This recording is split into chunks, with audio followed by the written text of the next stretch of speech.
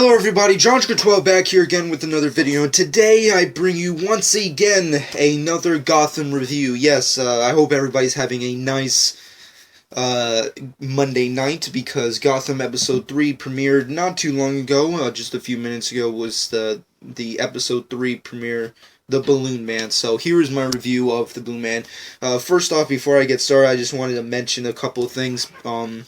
First off, that this will be the last review that I do for Gotham. I actually had no intentions of doing this episode. My first intentions was to review the first two episodes, which I did, but I accidentally, in the previous review, I stated that I will be reviewing the third episode, so that's why I'm reviewing this one. But I had zero intentions of reviewing this one. So this will be the last review I do in the season, with the exception of the finale, of course. I will be reviewing the season finale, but as for the rest of the episodes, I will not be reviewing them. So this is going to be it, guys. I hope you guys enjoy. And also, this review may contain spoilers, so if you have not seen the episode already, please go out and check it out already. You can probably see it on Fox's website, or on demand, or whatever, or on Hulu or whatnot. So check it out first, then come back and let's enjoy the review. But anyways, let's get right started. The episode opens up with a great montage of how Gotham looks. It just, I don't know, like, I just love the sequences and the cinematics of Gotham. It just looks really badass.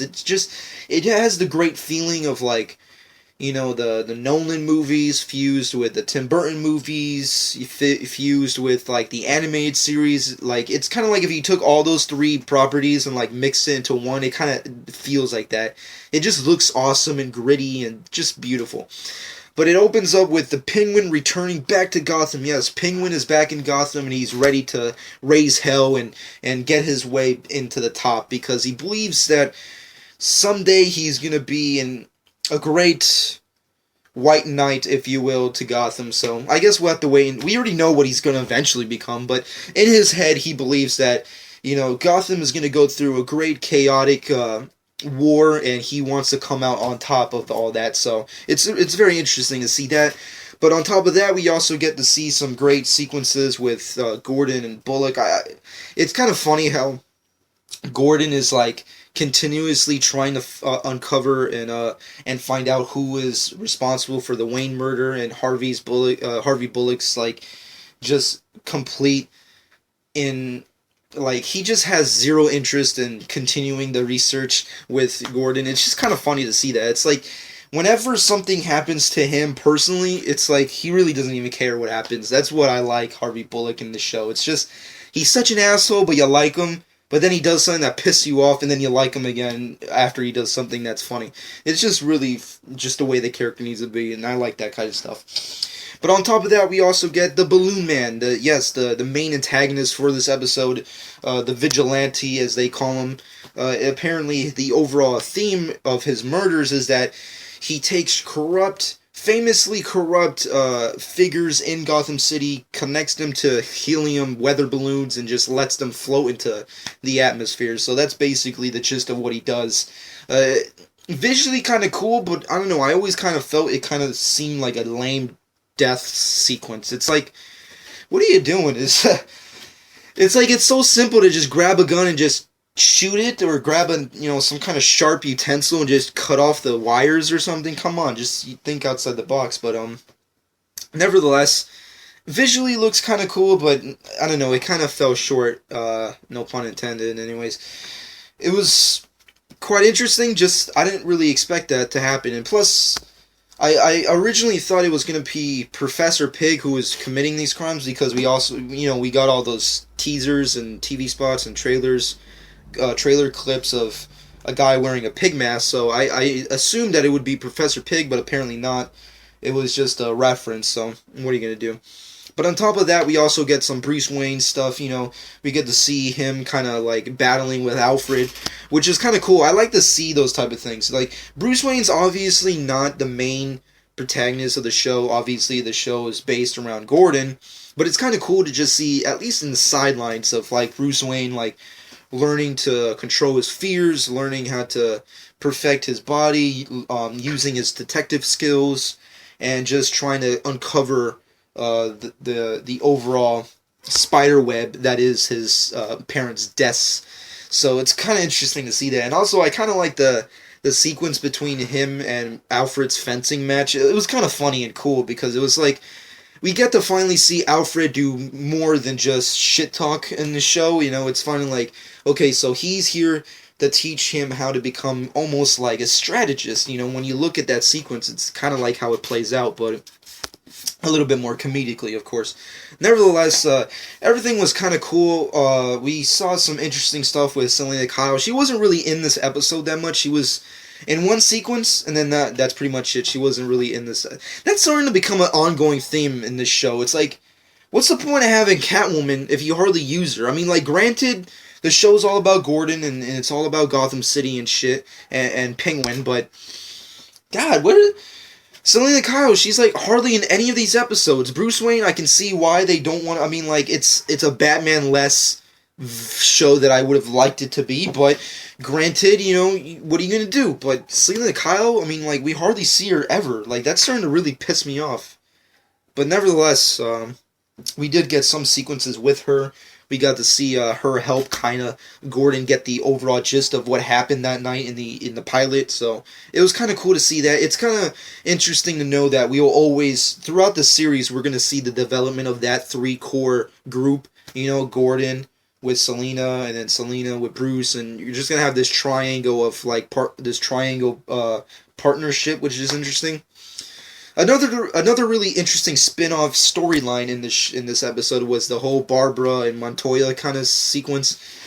I really don't understand that and why they have to do that much. I mean, it's my least favorite subplot in the show where it's like Montoya's so obsessed with destroying Gordon's relationship with Barbara.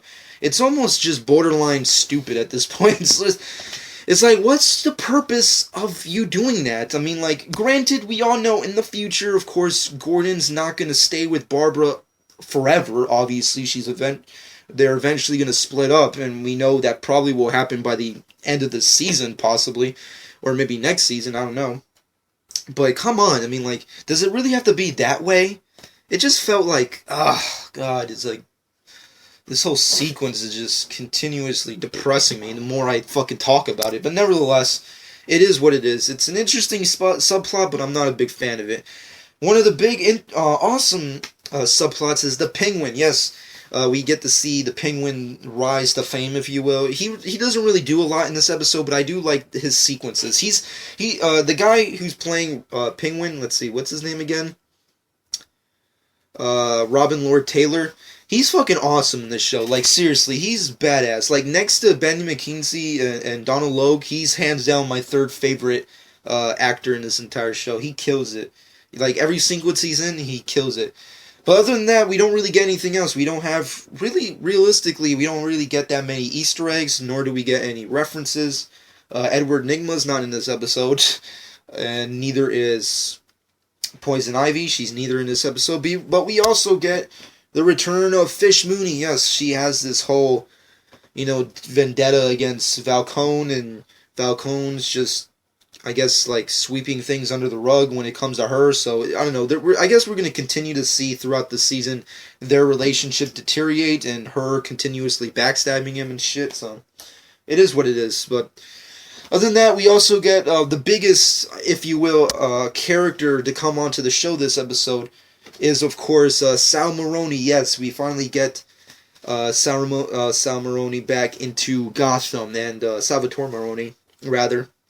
The last time we saw him was in The Dark Knight, yes, played by Eric Roberts. I really liked that character. Of course, he's the main cause of Harvey Dent's accident, which causes him to become Two-Face. And as we all know, based off the news that came out not too long ago, Nicholas D'Agosto, I think that's how you say his last name, has been signed on to become Harvey Dent, and obviously we'll be seeing him soon. I don't know how soon, but it's neat seeing as how we have Salvatore Maroni in the show. Maybe we'll see Two-Face maybe in the future, the actual Two-Face, who knows, maybe some interesting, like, backstabbing going between the two characters, who knows, that's in the future, of course. But overall, I liked this episode. It was entertaining. It was fun. We didn't get tons of Easter eggs and references shoved down our throat, and we didn't get really that many subplots intertwined too roughly. So I give it a good 8.0. It was a good 8 rating for me. I did like it. I like it more than the previous episode, even though not really anything humongously, extremely epic happened in this episode. But overall, I give it an 8.0. It was a pretty decent episode, to say the least. But now let's get into the Easter eggs and references part of the review. Like I said in my actual review, there's not really that many Easter eggs / references that I caught anyways.